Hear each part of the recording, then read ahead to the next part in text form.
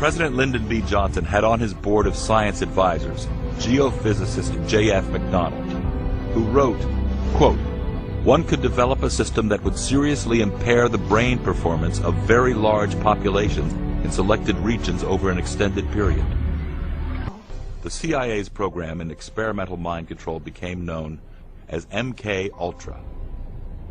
MK Ultra was a government program to see whether, through various different techniques, people could be made to do things which they wouldn't normally do. During the 1960s and 1970s, Dr. Andrija Puharich studied the impact ELF waves have on the brain.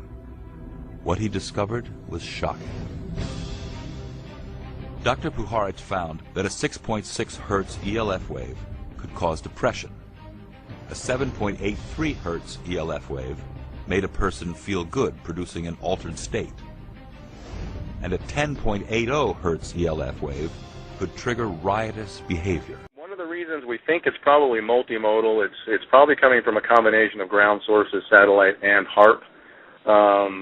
We've taken victims out onto desolate ranches here in Texas where we know there's no cell coverage, there's no power lines, there's very little electromagnetic pollution, and they still hear voices and they still get attacked. We've had people go from this country to another country and get attacked while they're on the plane. Taking people on boats into the middle of the Gulf of Mexico, they still get attacked. That part of it leads me to believe that a lot of it is satellite-based because it can track you anywhere. And many victims will tell you, well, I left California to the Midwest thinking I would get away from it. And they get away from the stalking for a little while until, they're handed over to another perpetrator group, but they don't get away from the attacks. Just worldwide experimentation. The technology is meant to control you.